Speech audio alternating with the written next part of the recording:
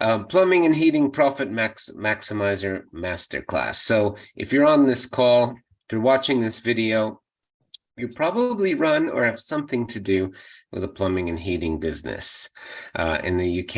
And really, we put this together to talk about the three core pillars that are critically important when growing a secure and profitable business in 2023, security and profitability being a couple of big keywords around that. So more people coming on to the call at the moment. So, to set the scene, I want to just talk about why this is important. I don't think there's ever a moment to be complacent. We all, as business owners, we need to be on our toes consistently. Welcome, Richie. Hope you're well. Thank you for joining. So, times are changing, times are tough, and energy costs rising, inflation, parts of goods and labor going up, getting really hard to recruit and, more importantly, retain the people that you keep. And so there's always challenges left and right. But having said that, in every winter, and I call this, it's not just literally coming to winter, but winter as an economic season, there are opportunities, right? And there's some people and businesses that just shy away during winter because things are difficult. They don't know what to do.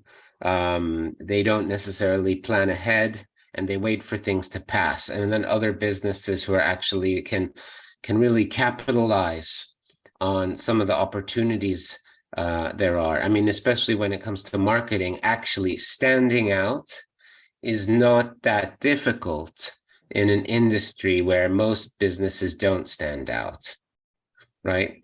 Most businesses are not great at lead generation and marketing, but this is not just about marketing. We're really going to talk about the life cycle, about getting those leads in, what you need to do in your marketing, but also what happens next, systematizing, using software. We got James from Simpro on the call as well to add a perspective, and Aaron McLeish from he's a prominent author and accountant working with plumbing and heating businesses. So we just wanted to come together to have a chat about what we see from our own perspective in the industry. And I think it's clear that we're moving into a recession, and the thing is, people still need your services. And so we need to be constantly on our toes, constantly out there, and adapting to a very fast changing marketplace. So for those of you that may or may not know me, I'm Francis. I'm the founder of Lead Hero. We are a digital marketing company, but we really specialize in marketing and lead generation automation. So automated selling systems for small businesses with teams to help automate your sales process, automate your marketing. James, do you want to just a quick intro yourself here? Thanks, Francis. Yeah, I'm James. I work for a job management company called Simpro, and in a previous life, I ran, grew, and sold a plumbing business. But I'll dive into that in a little bit more detail later. Yeah, hi everyone. I'm Aaron McLeish. As Francis said, I'm an author, so I wrote the quote handbook. I'm an accountant, and we predominantly look after plumbing and heating businesses of all shapes and sizes. So I can give some input into your businesses from a financial perspective. Sounds good. So we have like three different perspectives. James also not just coming from the software operational side, but he has actually done it himself for years running the business. So really has that perspective here. And we're not selling anything. We do have services, but this is not about selling. This is just adding value, getting to know you guys, helping you guys sort of see what's out there, and just sharing the love, sharing the knowledge a little bit. So as I said before, really, we're going to talk about three things, from a lead generation to systems to financial, right? First of all, leads being the lifeblood of any business, how to turn your business into an automated selling machine. That is what every business strives for. That's what the top businesses do have in place. The top leaders of the market are not chasing leads every day. They've set up some automated systems and marketing and assets that kind of just work 24/7 to bring in those leads. So that we'll talk about how you can do that. The second bit is about maximizing profit and time optimization while creating great customer experiences with software, so operational software, field management software. And number three is really Aaron's perspective on healthy, secure financial practices. Okay. So without further ado, I'm just going to touch on the marketing piece. So marketing is not optional. Everybody does it in some way, shape, or form, and it can be effective and not effective. Effective meaning it produces the results that you're looking for. And here's where I see a lot of businesses sort of fall down is there's this epidemic of marketing that doesn't work. Trying a bit of this, trying a bit of that. And the reason is that businesses don't necessarily have a strategy. Okay. And by a strategy, it means really taking a step back, looking at your business, looking at who you are looking to target, speak to, get your products and services in front of. Where do they live? What demographics are they? What age are they? Are they married, single, older? Do they have money? What are their concerns in life? And speaking to those, too often people are advertising boiler sale, boiler free hive, £200 off, special offer. That's so great to give people an offer. But essentially, when you talk about your services like that, you're actually putting yourself in the whole 99% of commodities out there. Everybody selling boilers, everybody selling service plans. So what really gets people to listen in this very oversaturated, full of advertising world is your message, right? Message, market, map. And so taking the time to actually think about what you're saying and also the problems that you solve. Remember, people don't want a boiler. They want heating. They don't want a boiler. They want security. They want comfort. They want to take care of their family. And if we start to speak around the result and the end destination, it's sort of like when you want, why do people, purchase a drill bit? Okay, because they want a hole in the wall, right? They don't want a drill bit. They want a hole. And you can even go a step further and say, well, they don't just want a hole. They want to put a painting on the wall so that they can feel good. I'm just letting someone in here so that they can feel good and impress their family, right? And so in marketing, we like to make sure that we have the end result destination in place, and that kind of messaging really covers everything you do. And I'm going to go through this pretty fast. 7 core steps you can't ignore when it comes to a marketing system. Why? Because these are assets.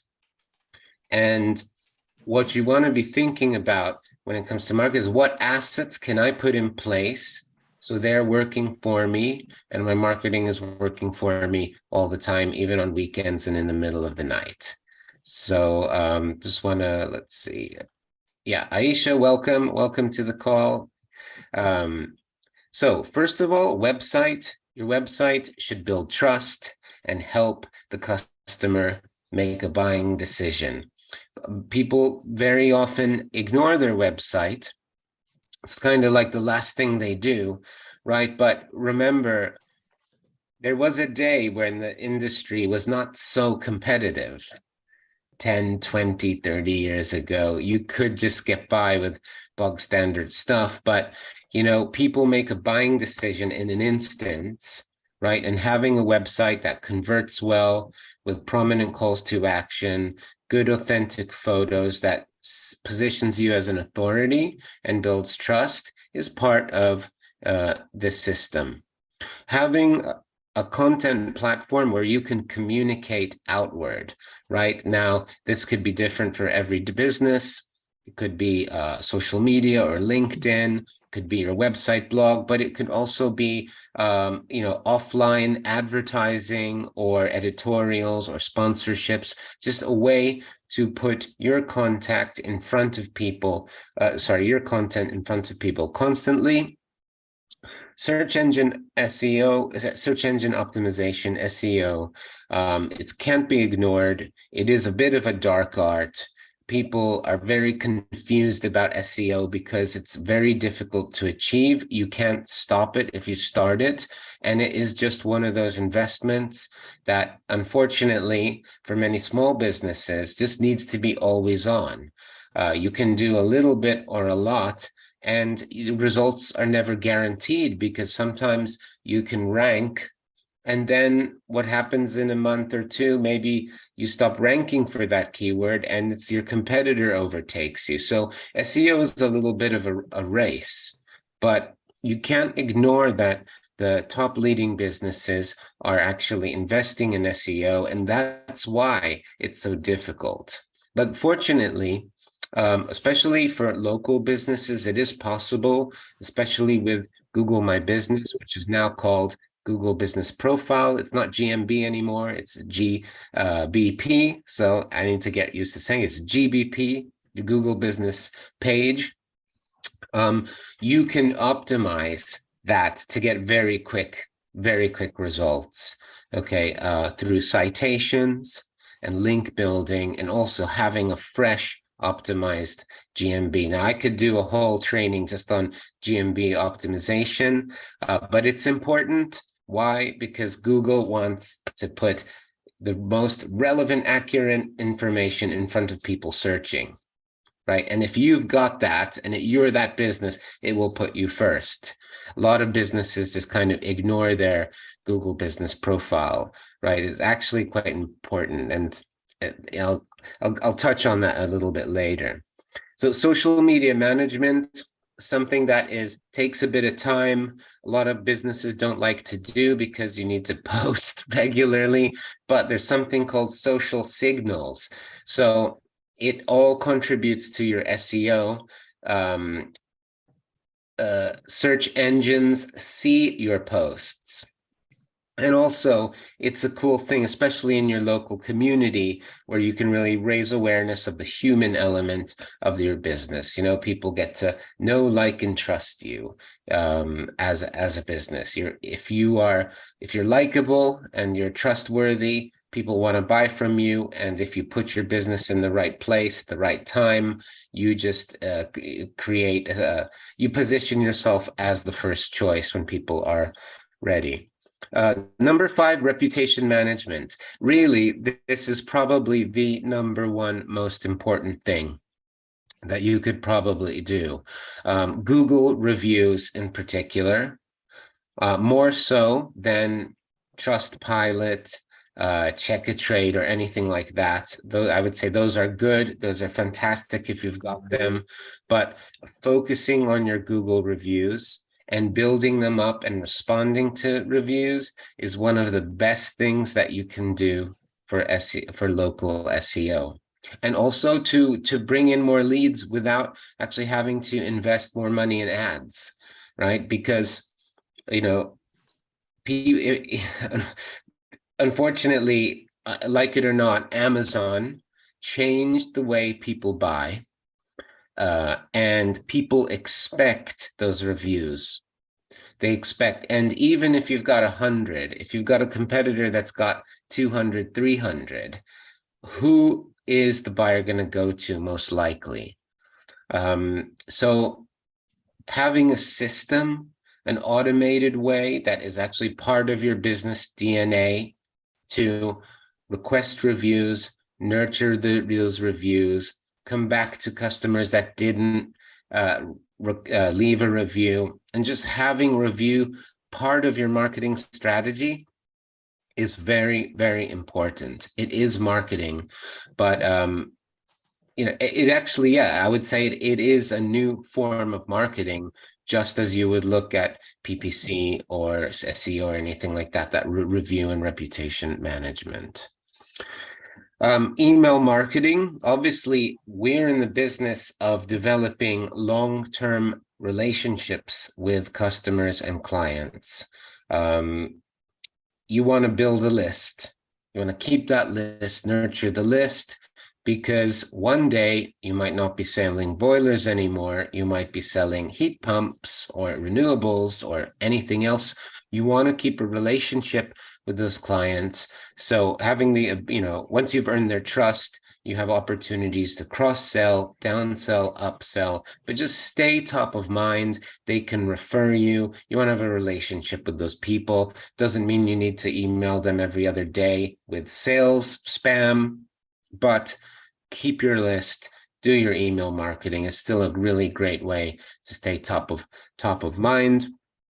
And the final one in this kind of system is your PPC, pay-per-click advertising. So if you want to be on the first page of Google, it's Google Ads. No getting away from it. In fact, this is the number one, this is how Google makes their money, right? So they're going to put your business on the first page for the right keywords, as long as you pay. And who wins? The business with more money. Doesn't mean if you have a small budget that you can't get results, but businesses pay a lot of money to do this. PPC is a pay-to-play game. And so as long as you're getting out of it more than you're putting in, Google Ads PPC is an important thing to focus on, because it's not just about the immediate lead that comes in.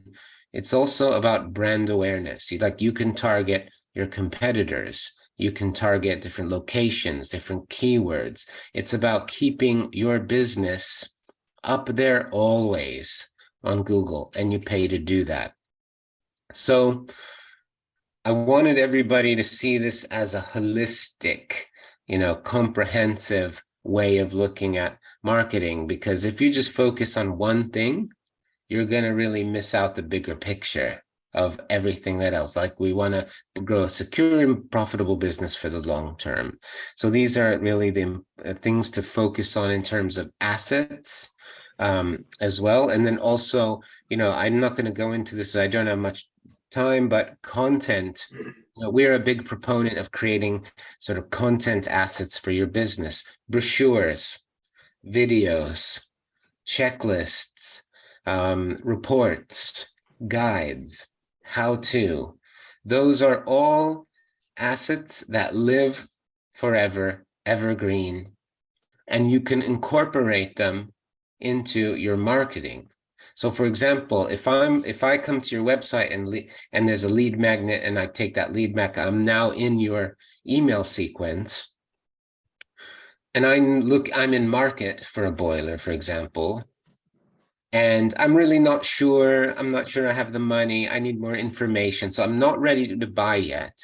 But actually, tomorrow I got an email with how to choose my boiler, what's the best price for it, how are you going to help me, some things to think about, maybe a phone call, or at least maybe a voicemail drop, or a link to a checklist. Maybe I don't actually need a boiler right now, right? So all of these things, once they're built, you build them out over time, or you build them once, and then you can incorporate them into your marketing, so the whole thing can be automated and just run itself, right? So, this is also a really important part of the foundation of automated marketing. So at Lead Hero, we have that system which is an all-in-one platform to manage all of that. All of those components there can be managed really from one place: your email, social media, all of your conversations, tracked, recorded, ROI from all of your marketing, even if you're not investing in marketing, putting everything into one place that your team also has visibility on, and automating it. It's pretty massive for businesses, because they're finally able to just take a day off and know that customers are being followed up with, customers are being chased with. So this is kind of what we do here, and the platform is growing all the time in terms of the features. One of the new features is actually social media, which you can pre-plan, right? So you can get someone to just create 6 months or 1 year's worth of posts, and just leave it, set and forget, and it's over. So having all of your conversations in one place, having a full visibility of where people come from your website, or they come from Google My Business, or they come from Facebook, or they come from, let's say, a lead magnet, or even if you want to, check a trade, and then putting in place smart workflows that can ask them a question, ask for more information, send them to a photo survey, for example, and then also post job request reviews, this is essentially where the world is going. I mean, we're already here. I wouldn't say that we're new. A few years ago, we were really new when we started bringing this, but we're just getting better and better at automating it. So thankfully, kind of leading the way in this regard here. And so some people ask me, well, where does this sit? So I've got ServiceMate, or I've got SimPro, or I've got JobLogic, or whatever it is. SimPro is an amazing platform. We really love it because it's just a little bit more versatile when integrating and automating all of this stuff. Works very well with outside platforms as well. You can hook it up to anything. But where does a marketing fit in? Well, it really comes in at the front of your business. Your tech stack, you want to have a marketing and sales system on the front end, field management software sort of in the middle to process those jobs, and a finance accounting system on the back end. So you really only need 3 softwares. Before, you needed probably 10 or 12 to do what I'm suggesting, but you only need 3 now. It massively reduces the costs, and the scalability, the ability to just have a robust platform that you can just then grow and grow and grow without actually costs increasing for that tech are a fantastic potential here. So there's a lot to cover, but I just wanted to sort of just give a highlight of some of the things that small businesses, plumbing and heating businesses can start think about when next time you're thinking about your website or redesigning it, or how you're getting leads in, or what your sales process. Really make sure you're sort of ticking off the 7 sort of checklist points of the marketing system. So yeah, so I'm going to pass it on to James now, who's going to tell you his story of running a plumbing and heating businesses, and how he actually took that to the next level with some systems and technology. Thanks, Francis. I really enjoyed that. I just wish I'd have had a system like that back in the day when I had a business. It made my life a lot easier. First thing you'll notice, I've not aged at all. So yeah, it's almost like an 8-year difference, 8-9 year difference, and there's no aging. So yeah. So a little bit about me. I did a plumbing apprenticeship at 16. So I'm through and through plumbing and heating. About the 2000, I went out on my own. Francis, could you move the slide? Oh, sorry, excuse me. In about the 2000s, I went out on my own. started building. I just want to make sure I was recording. I just had a bad feeling I was not. Okay, sorry. No, you're all right. Just ruining my flow. It's terrible. Sorry. The one before, please. Okay. Thank you. Yeah, grew to a couple of guys, and in 2005 I decided to make a limited company. We plodded along, domestic one-offs, nothing too exciting. We got a really good reputation for boiler changes and bathrooms, but it got to a stage where work was coming in and I wanted to expand into other areas. And I don't know if anyone on this call can relate to this, but I was having trouble sleeping of a night time because everything was in my head. So I'd wake up in the middle of the night. Back in the day when you didn't have voice notes on mobile phones, I used to sleep with an dictaphone next to me. So as I'd woke up, because something's in my head, I would talk to the dictaphone and then do the actions the next day. So I knew I needed something. I did some research, and for me, Simpro was the choice. So I was one of the first, if not the first, gas company to bring on Simpro in 2014. What that enabled me to do was set up some real easy processes to streamline the business and set it up for growth. So in 2015, I looked at the business and realized that there was a market that we hadn't tapped into, which was the new build housing side, and sort of more commercial maintenance. So we, based on the way that I'd set my business up to look a lot bigger than it actually was, we were able to win sort of £750,000 contracts with new build housing companies. And we also won a tender for English Heritage to do their reactive and pre-planned maintenance. But the management of those jobs would not have been possible with the size of the office that I had without a system for me to be able to send information to the engineers and also understand that information inside the office to make informed decisions. So for me, part of growing the business, it was to have a centralized job management system. The job management system also enabled me to then sell the business in 2018, which is why, in a long roundabout way, I now work for the company that helped me sell the business.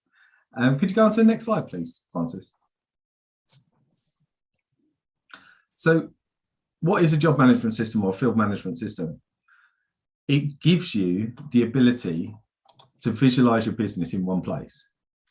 It gives you the control, and that's control with regards to scheduling engineers, your plant and equipment, your stock management. It also allows you to be productive and reduce admin time. When I got to selling my business in 2018, I was running about an 8-to-1 ratio of engineers to office staff. So for every one office staff, I had 8 engineers, which is a pretty good ratio. But we worked really hard on streamlining the processes as our company grew and evolved, but we did that inside Simpro. And then off the back of all that, you then get management reporting. And reporting sounds scary, but it's not. It's quite simple, but it allows me to look at areas of the business and understand which areas of the business are more profitable than others, which areas should we be driving harder into because we're making more money, which parts of the business I shouldn't be doing. I'll give you a prime example. We took on a letting agent contract for Countrywide in the Southeast.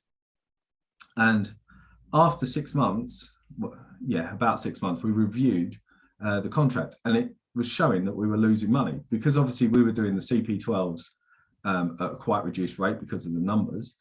We hadn't organised the way that the engineers travel and the amount of jobs that they could do a day. We were still basing it on what they were doing in domestic world when we were charging 50% more for their hourly rate. So we understood that from a report from Simpro, which enabled me to make decisions to change the way that we work that contract to then make that contract profitable. And yeah, as it goes on, everything then comes back to profitability. But crucially, a system can help you plan and grow. I mean, for me personally, I didn't want to get too big.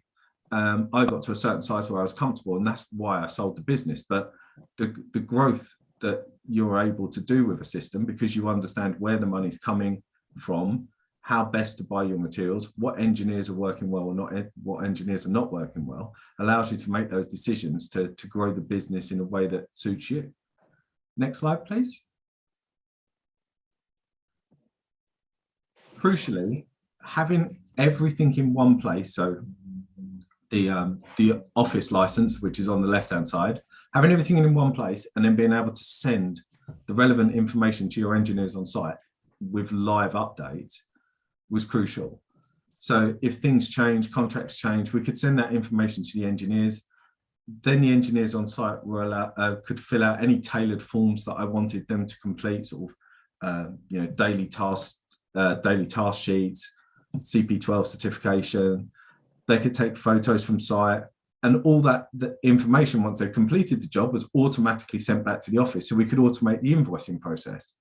We could put procedures in place where we did checks, but the system has the ability to be able to automate a lot of the processes for us, to be able to eliminate the need for a lot of admin staff.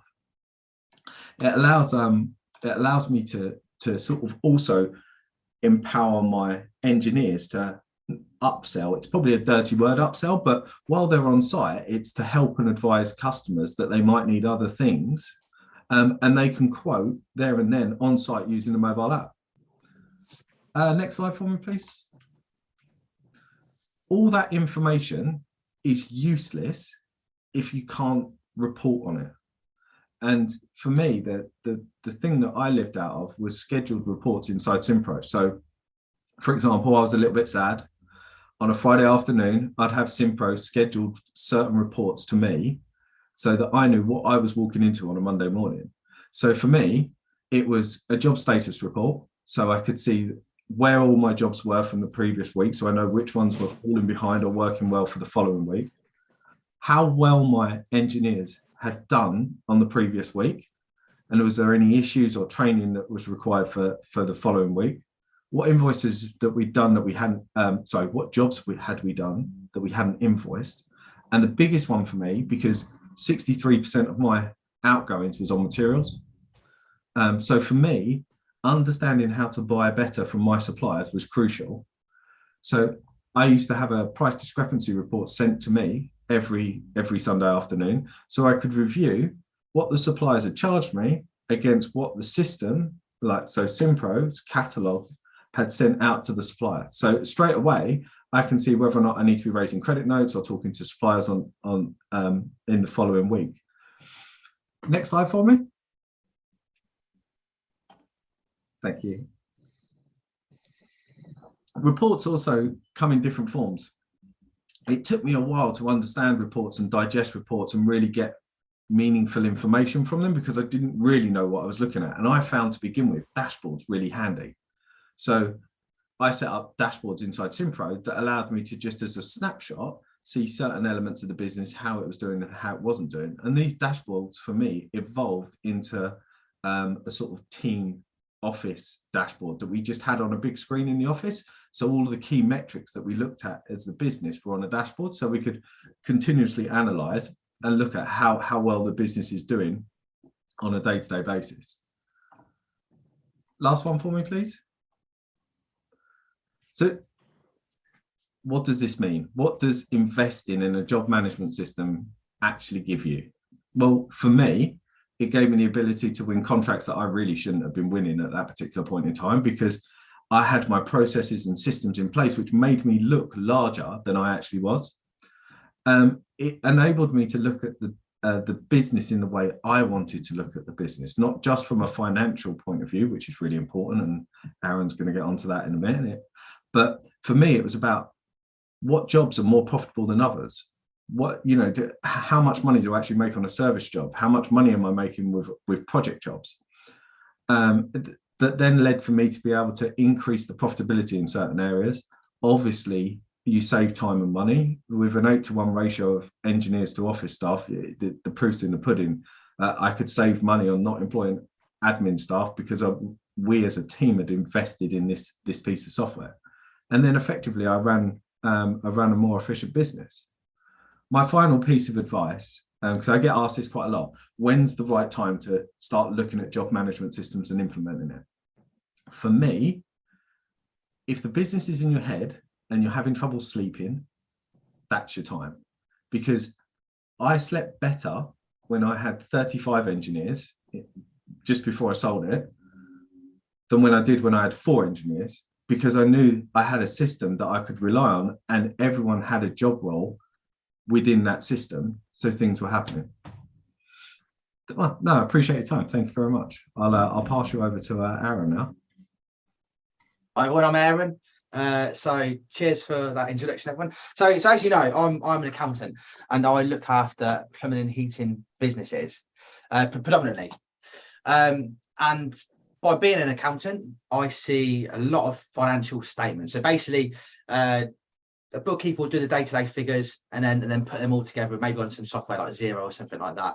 And we'd take those figures and turn them into a year-end set of financial statements. And then them financial statements have on them a profit and loss account and a balance sheet. So within those financial statements, we can produce ratios, so ratio analysis on those financial statements. So it could be gross profit, net profit, return on capital employed, debtor days, like you name it. That there's loads of different ratios with which you can analyze on financial statements. Now, because I look after so many plumbing and heating businesses, what I do over the years is I gather all those financial statements and those ratios and put them onto some benchmarking software. And what it does, it basically takes all of these financial statements and compares all the businesses within the sample to spit out financial results which tell you how your business have compared to other businesses. Now, there's about 2,000 different businesses in this sample that have created this benchmark report. So that's what I'm going to go over today. I'm just going to explain the benchmark report, some findings, and then how it's going to affect this information can affect you guys and your businesses, and to help it run better, knowing set and key bits of information. So I have picked on a company called Payne Manwaring. Now I think these are based in East or West Sussex, but now these they turn over like 17-18 million pound business, but still the business has still got inherent ratios, i.e. the gross profit, sales ratio, margin, and everything else like that, which enables me to compare this business to smaller businesses.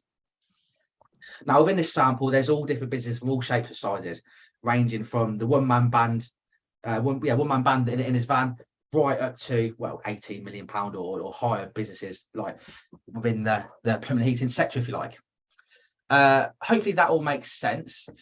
So once we get the data, we then put the ratios into some sort of logic. Now the logic is into 5 different quartiles.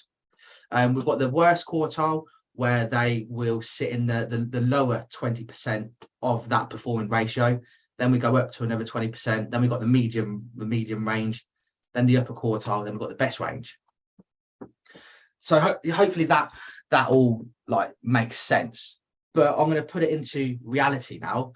So some of the ratios which we look at in regards to plumbing and heating businesses are sales and employee cost ratios. Now, like in simple terms, if I take the total employee cost of a business and divide that by the total sales within a business, what I get is a figure, and that figure is, for every £1 you spend on wages, what turnover does that generate? So looking across 1,600 businesses which have put data into this particular ratio, the medium business within the plumbing and heating sector, they put in £1 of employee costs and they turn around £3.52 of sales. The worst performing plumbing and heating businesses, they'll put in £1 of wages costs and get £1.19 back.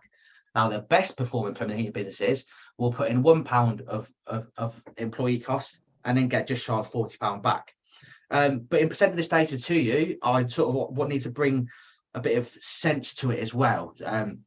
So for example, in regards to this best performing plumbing and heating business, they could, because we're looking at total sales, they could buy shed loads of materials and then have a small markup on that materials, but then have low labor costs. So in looking at these ratios and the basic performance results of the rest of the sample, if you like, it's important to know what things can affect the overall outcome. And also likewise, the worst performing businesses may be a one-man band who draws all of his profit out as a director's salary or wages, in which case it's going to affect the average and the results, if you like.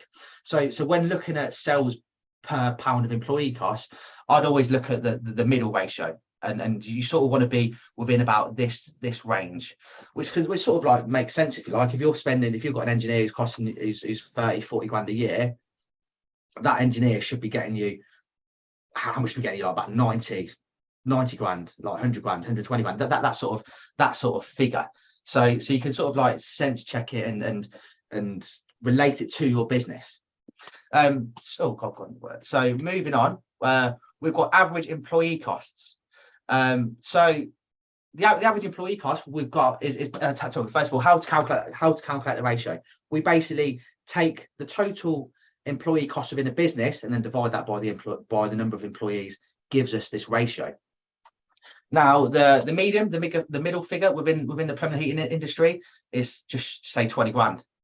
But something which I do need to make aware and bring to your attention is we're looking at total employee costs. So you could have admin staff, you could have apprentices, you could have part-timers, you could have directors on a tax efficient salary. So all these different elements will affect the results, if you like. This particular business, so we're looking at Painsman Waring, their average employee cost is about 36 grand. And if you compare that to your business, where you probably hire engineers who are on between 30 and 40 grand, like what they're paying them engineers is bang on. I say engineers, it's not engineers, it's all employees. Yeah, so that is that one. So next one, we've got sales per employee. Now to calculate this ratio, we literally take the total sales within the business and then divide that by the employees. Now in the middle we've got 70 grand. So one employee on average generates 70 grand's worth of turnover. Now again, because we're just dividing it by the number of employees, it could be admin staff, apprentices, it could be the directors. So the worst performing businesses in this sample, if you like, that one employee is only generating 18 grand, so they'll be loss making if you compare that to the median salary which you've got. But then the best performing businesses, one employee can generate up to generates up to like 430 grand. Now that's probably the Pimlico, yeah, the Pimlico or your higher end. Like if you've read my book, you know I differentiate between like the premium plumbing and heating businesses and the essentials, if you like. But what I think what's really important in regards to like sales per employee, a lot of people say to me, "Oh, Aaron, when should I hire? Like, when's the best time for me to expand my workforce and get an engineer?" And my answer to those questions is based on this ratio analysis here. I'll bring up the benchmarking report, put their figures in, and say, well, based on this benchmarking report, you should hire when you've got 70,000 pounds or more of work in the pipeline per employee, and that gives businesses a good indicator of when to employ.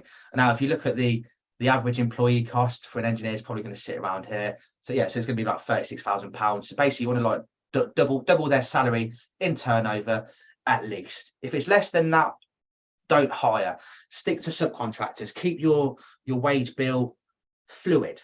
Don't have it fixed. And a hired employee engineer is a fixed cost.